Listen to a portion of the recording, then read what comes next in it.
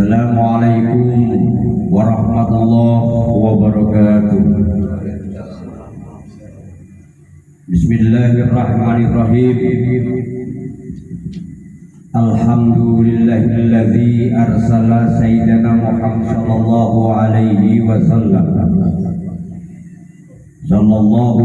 wasallam rahmatan lil alamin wa fadlal ulama bi iqamatil hujjatiddin wa akramal awliya bi dhuhuril karamatil khariqil lati ya min mu'jizati sayyidil mursalin wa khassa man sa'a min atba'i millatihi bi ruhil darajatil arifin.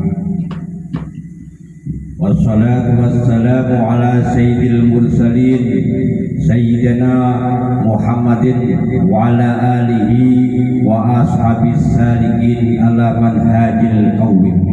Amma ba'd, wa hadhihi nuqzatun min manaqibit qutbir rabbani wal ghaitus samadani sultanil awliya'il arifin al muqarrabin wa imamil ulama'is salikin ar-rasikin. Qala Allahu ta'ala fi kitabihil aziz, a'udzu billahi minasy syaithanir rajim, bismillahirrahmanirrahim. Ya ayyuhalladzina amanu ruk'u wasjudu wa'budu rabbakum waf'alul khaira la'allakum tuflihun. Qala Nabi Muhammadin sallallahu alaihi wasallam, an-niyatu tasdiqun bil qalbi wa iqrarun bil lisan wa amalun bil arkan. Al hadis. Sedaya para sesepuh, bini sepuh, adi sepuh, kasepuhan samudayanipun ingkang tansah dalem saha kita takzimi. Sedaya para kiai sepuh ingkang wonten dusun, kiai sepuh ingkang wonten kampung, kiai sepuh ingkang wonten desa, kiai sepuh ingkang wonten kecamatan minggah dumateng kabupaten, minggah ugi dumateng wilayah lan minggah dumateng pusat, ingkang tansah kawula lan kita cadhong kaberkahanipun ilmu. Boten kesupi ugi dumateng Bapak Kepala Desa Gumelembetan lan ugi dumateng Bapak Kepala Desa Gumelem ingkang tansah kita taati sedaya peraturan-peraturanipun. Dumateng sedaya jamaah ugi santri Giri Nawa Nuswantara ingkang tansah dalem tresnani,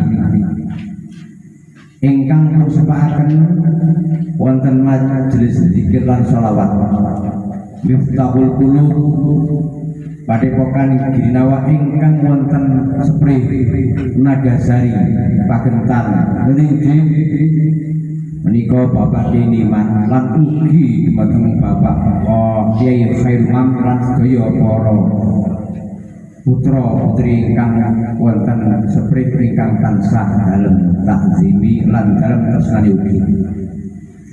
Muslimin muslimat rahimakumullah.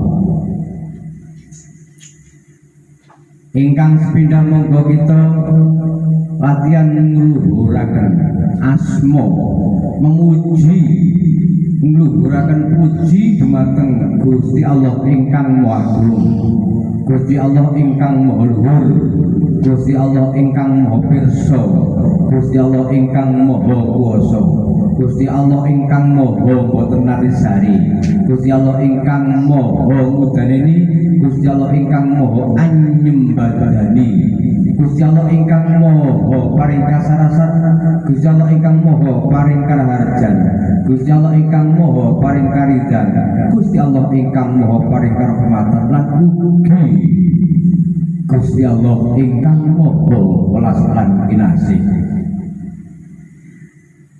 Anggenipun kita sedaya makempal wonten papan panggenan majes punika.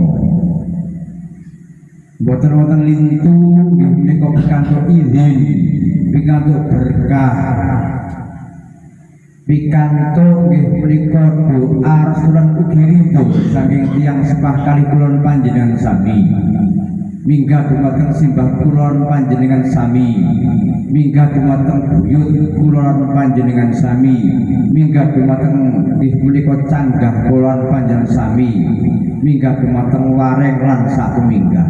Ugi pikantuk berkah ridho izin saking Bapak Guru Kyai kulon panjenengan sami ingkang sampun nggih menika undur wonten ngersa dalem Allah lan ugi sedaya Bapak Guru Kyai kulon panjenengan sami ingkang taksih dipun paringi barokah yuswanipun hingga kararaya sedaya jamaah girinawa ingkang tebih saking kebasan alhamdulillah rawuh,